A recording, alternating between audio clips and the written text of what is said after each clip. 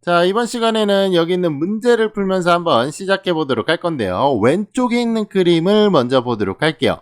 지금 보니까 제이는 오후 3시에 집에 있었다라는 것을 알 수가 있겠죠?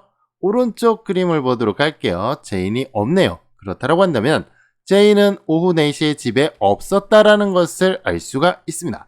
자, 그러면 있다, 있었다라는 개념은 결국엔 시간과 관련된 표현이라는 것을 알 수가 있겠죠?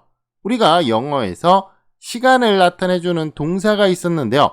어떤 것을 이용해서 표현할지 여러분들은 쉽게 알 수가 있습니다.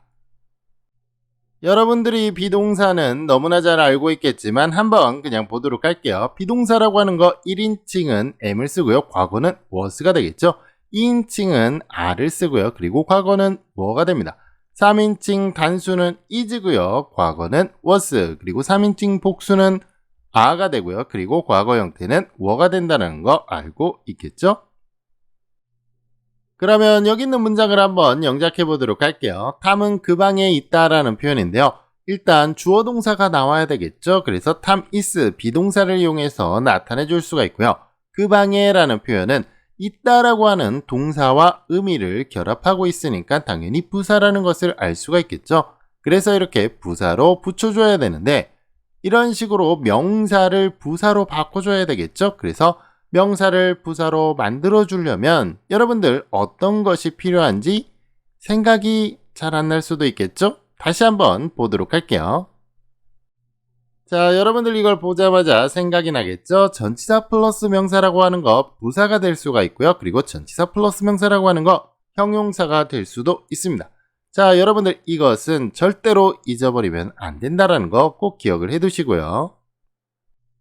그러면 적용해 보도록 할게요. 바로 이렇게 전치사 in을 이용해서 전치사 플러스 명사 부사로 만들어 줄 수가 있습니다. 또 다른 문장 표현 만들어 보도록 할 건데요. 제이는 여기에 있었다라는 표현입니다. 일단은 주어 동사가 나와야 되니까 제이는 있었다 과거 형태로 써줘야겠죠. 제인 was 갖다 놓고요. 여기에라고 하는 것은 당연히 동사와 의미적으로 결합하고 있으니까 부사라는 것을 알 수가 있겠죠. 그래서 이렇게 부사를 갖다 붙이는데요. here라고 하는 것은 전치사가 없어도 그냥 부사로 쓸 수가 있었죠. 그래서 이렇게 here를 써주면 완성이 됩니다. 우리가 방금 전에 배운 표현들 문법적으로 한번 상세하게 알아보도록 할게요. 일단 단어들의 특성을 보면은요. 탐이나 제이는 당연히 명사가 되겠죠. is나 was는 비동사고요. 그리고 in the room이라고 하는 거 보시면은요. 전치사 플러스 명사로 만들어지는 부사이고요. here는 그 자체가 부사로 쓰일 수 있다고 했습니다. 그래서 지금 in the room이나 here는 부사라는 것을 알 수 있습니다. 자, 단어들의 역할을 보도록 할게요. 주어와 동사가 나왔고요. 그 다음에 부사라고 하는 것은 어떠한 역할을 하지 않고 그냥 추가적인 의미만 더해줄 뿐입니다. 그렇기 때문에 어떠한 역할은 없습니다. 자, 이렇게 주어와 동사로만 이루어진 문장을 영어에서는 일형식 문장이라고 합니다. 자, 이번엔 여기 있는 문장을 한번 영작해 보도록 할게요. 그 고양이는 자동차의 앞에 있다. 자동차 앞에 있다라는 표현이라고 할 수가 있겠죠. 일단은 주어 동사를 갖다 놓을게요. 그 다음에 보시면은요. 자동차의 앞에라는 표현은 지금 있다라는 동사와 의미가 결합되니까 당연히 부사가 되겠죠. 그렇기 때문에 이렇게 부사가 나와야 되는데요. 일단은 그 고양이는 앞에 있는 것이라고 할 수가 있겠죠. 이 부분을 먼저 해결해 보도록 할게요. 자, 보시면은요. 앞이라는 것이 필요하니까 front라고 하는 명사를 갖다가 놓도록 할게요. 그리고 나서 지금 앞에라는 부사를 만들어줘야 되니까 당연히 전치사가 필요하겠죠. 앞쪽이라는 영역 안에 있는 거니까 당연히 전치사 in이 필요해서 in front라고 하는 것이 바로 이렇게 부사가 된다는 것을 알 수 있습니다. 이번엔 남아있는 부분을 한번 붙여보도록 할게요. 자동차의 앞에 이런 식으로 되어 있는데요. 자동차의라고 하는 것은 앞이라고 하는 명사를 꾸며주고 있는 형용사라는 것을 알 수가 있겠죠. 그렇다고 한다면 영어에서도 마찬가지로 형용사로 이렇게 들어가야 되는데요.